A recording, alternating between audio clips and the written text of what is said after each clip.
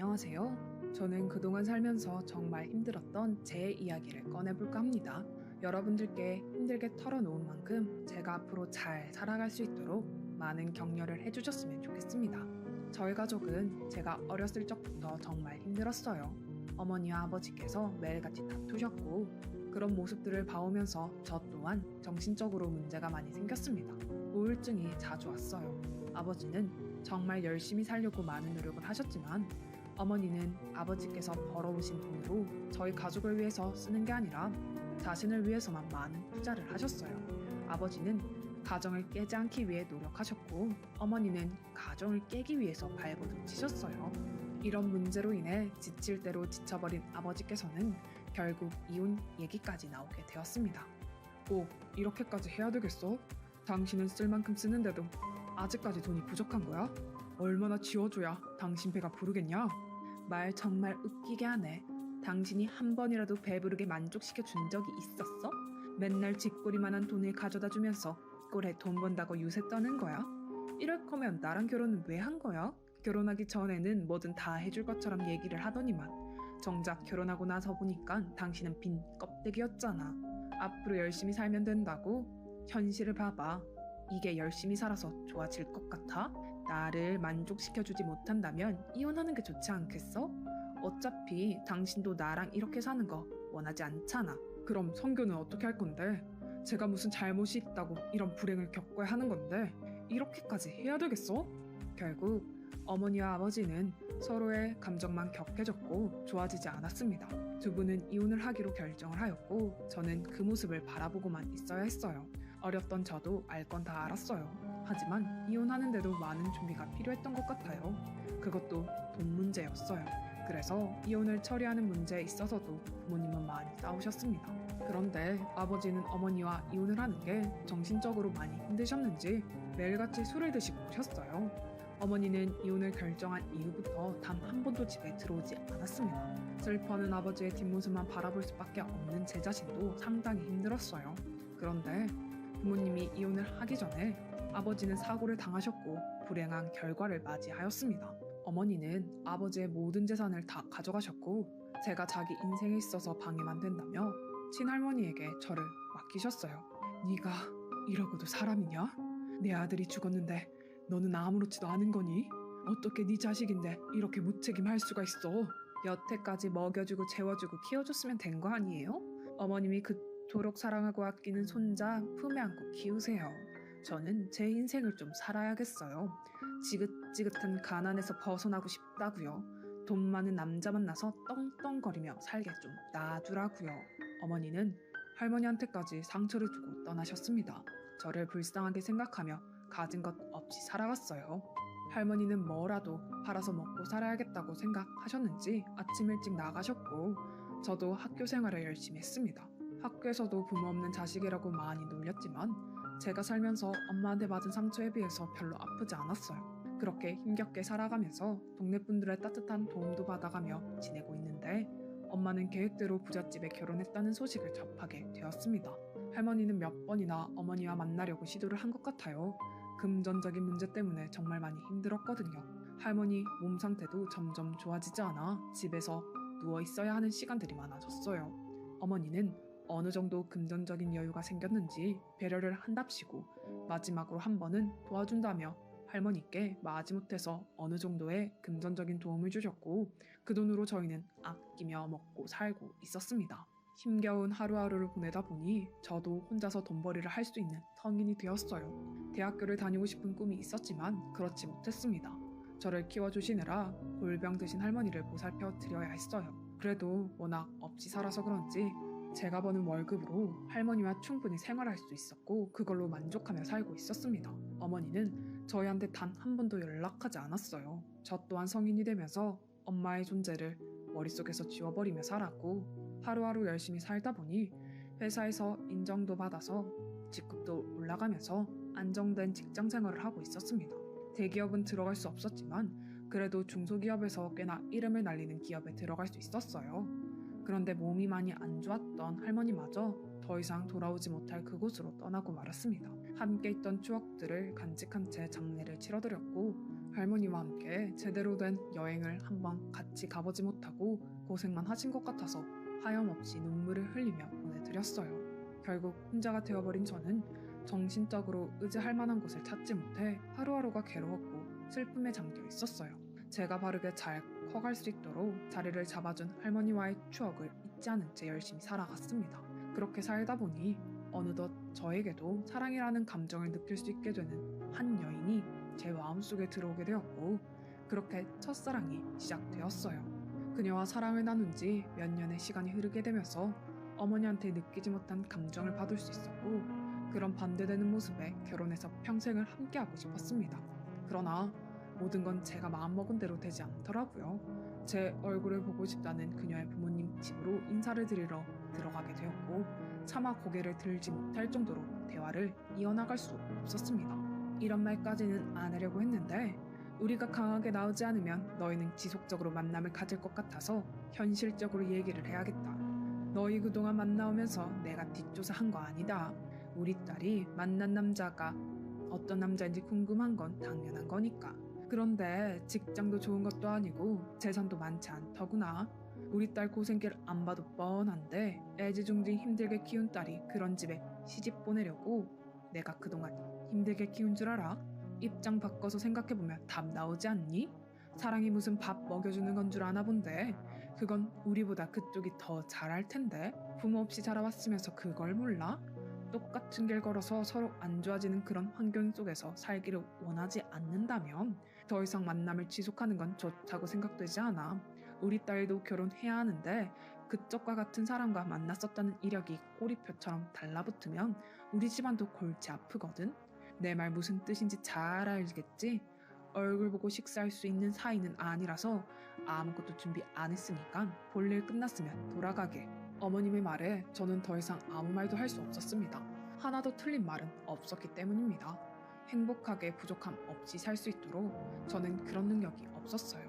제가 이기적인 것 같았습니다. 아무 말도 하지 못하고 결국 자리에서 일어나서 나오게 되었습니다.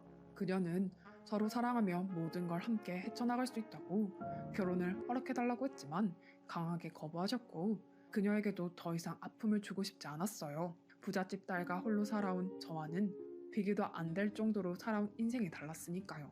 제가 인사를 하고 현관을 나서자 아무 말도 못 하냐고 저의 행동에 대해 불만을 표현했지만 발버둥 쳐봤자 그녀의 부모님의 마음에 들 수 있을 정도의 재산을 만들어 줄 순 없었습니다.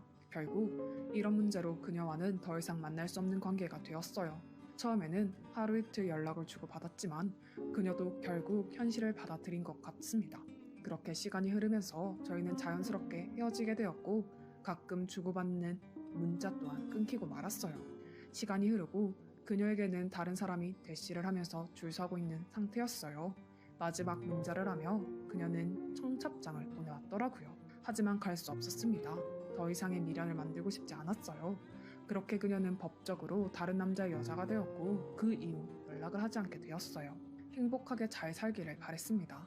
그런데 몇 년 뒤 그녀에게 두 번 다시 연락이 오지 않을 거라고 생각했는데 뜬금없이 문자가 한 통이 왔고 그녀가 결혼한 시어머니와 저의 관계를 물어보기 시작했어요. 저는 알아듣지 못하는 말에 자세하게 설명해달라고 부탁을 했고 그녀에게 전화가 오게 되었습니다.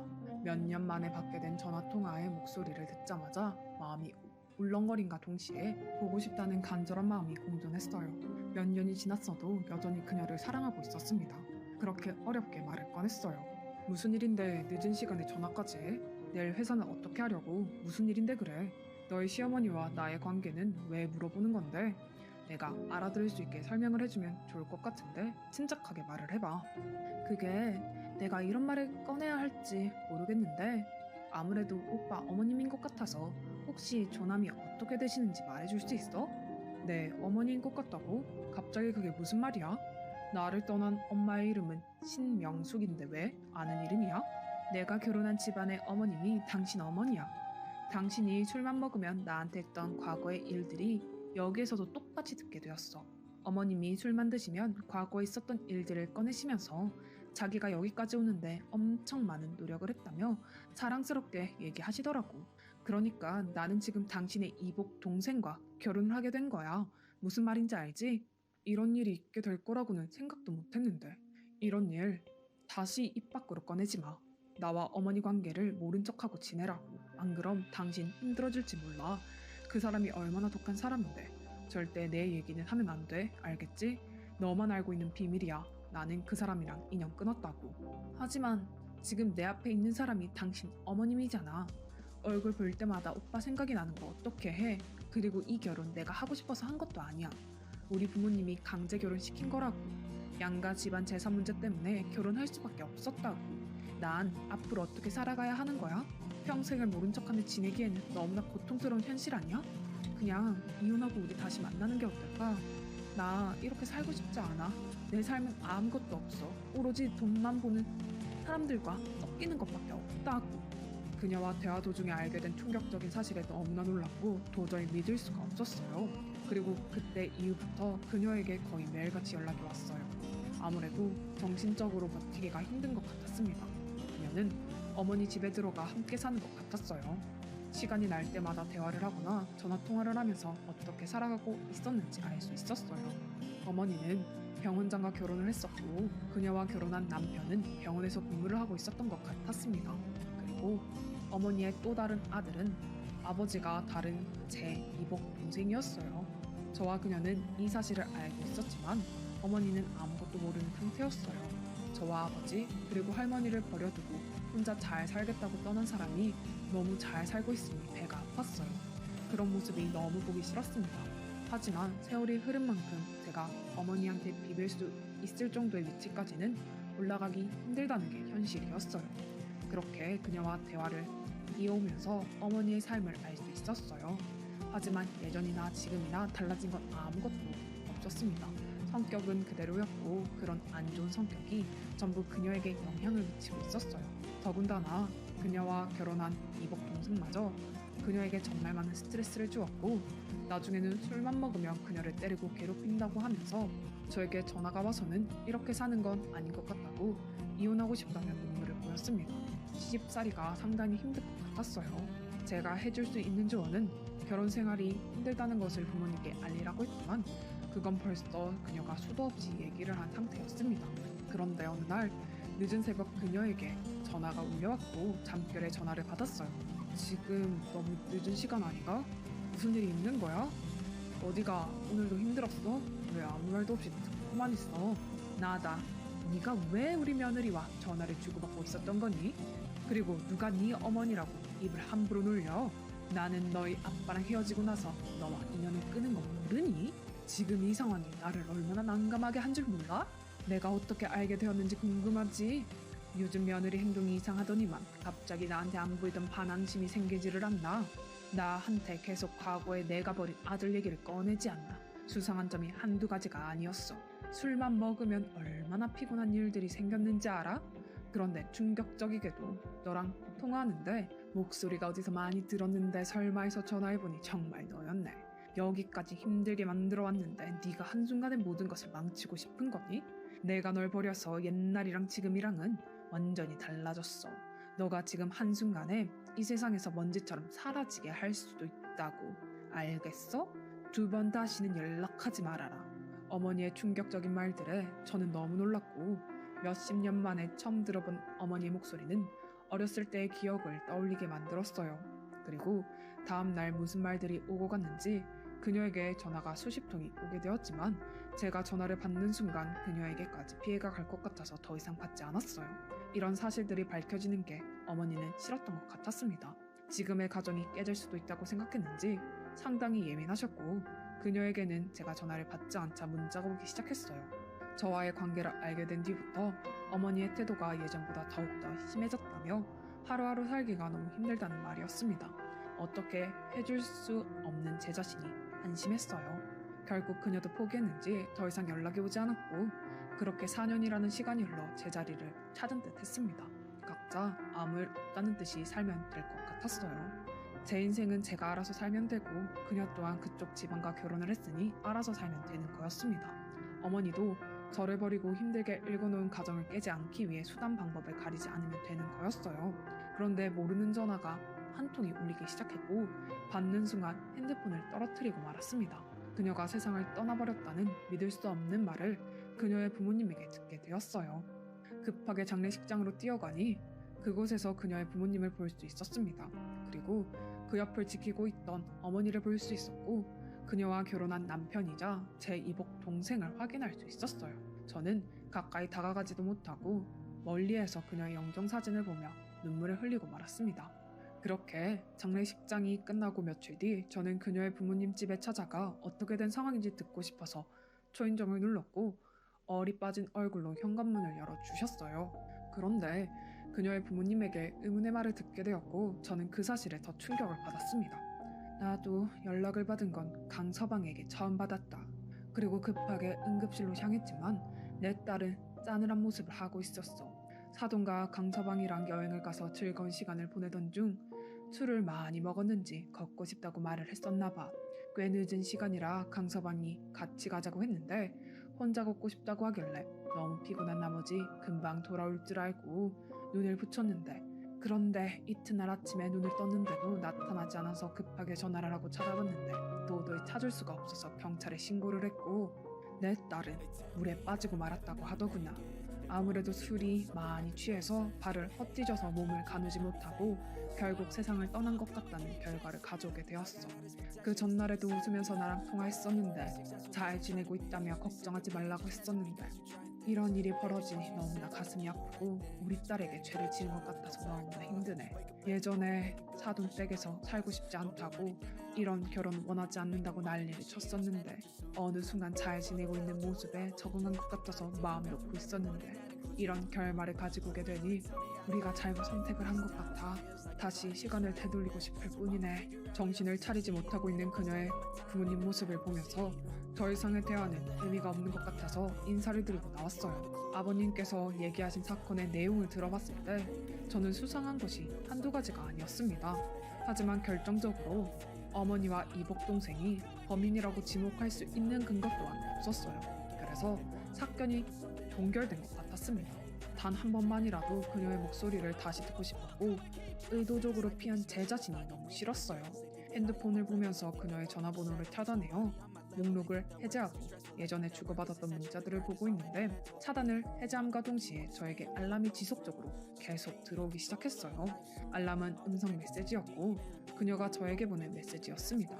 수십 통 정도가 있었고 내용을 떨리는 마음으로 하나하나 들어봤는데 충격적이게도 엄청난 사실들이 들어있었고 저는 그날 밤 잠 한숨도 못 자고 이른 아침부터 그녀의 어머님에게 사회 집 주소를 알려달라고 물어보았고 알려준 주소를 향해 급하게 이동했습니다. 이른 아침이라 모두가 집에 있는지 주차장에 차가 그대로 있더라고요.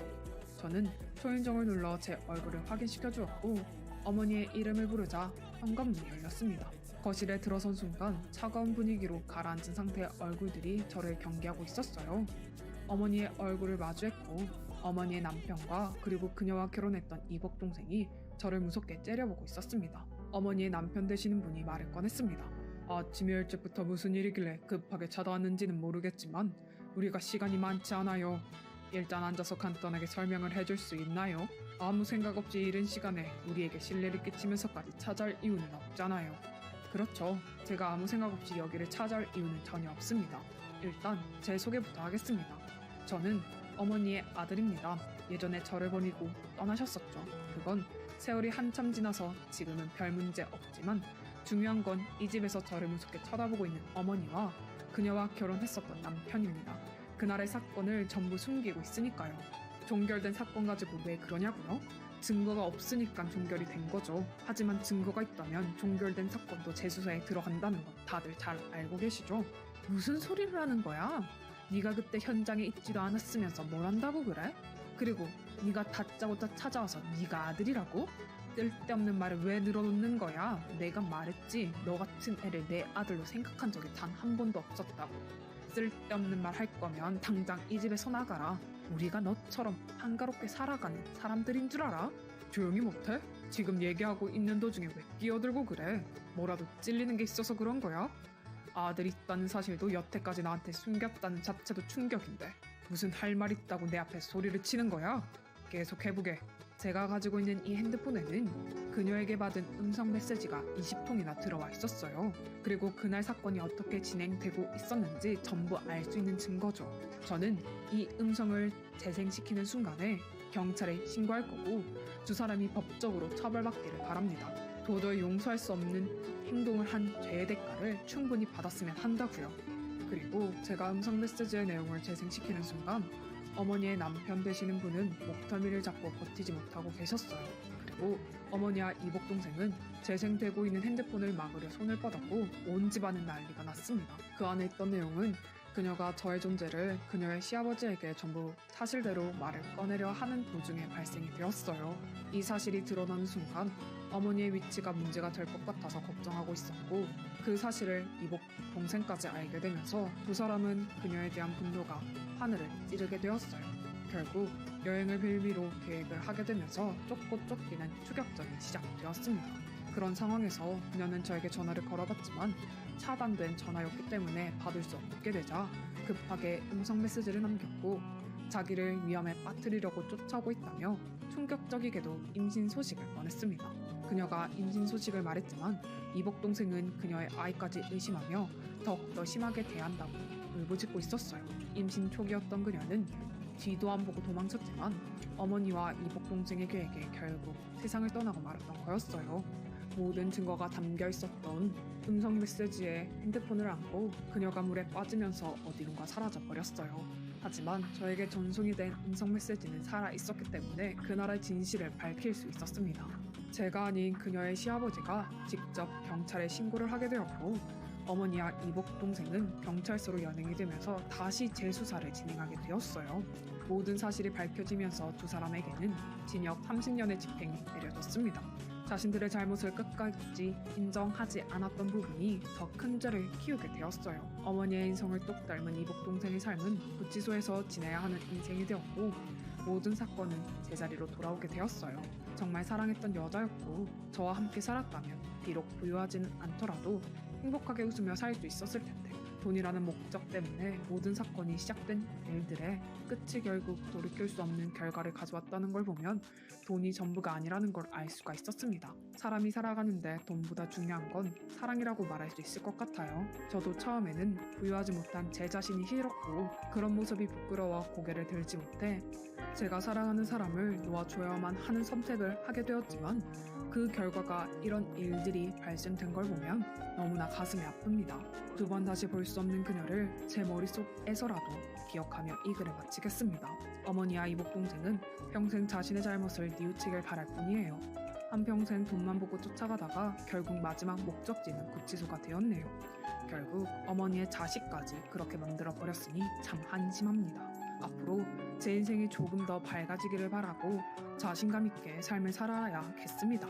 여러분께서도 돈에 욕심내고 돈이 전부가 아니라는 사실을 제 사연을 통해 느끼셨기를 바라면서 행복하시기를 바랄게요. 감사합니다.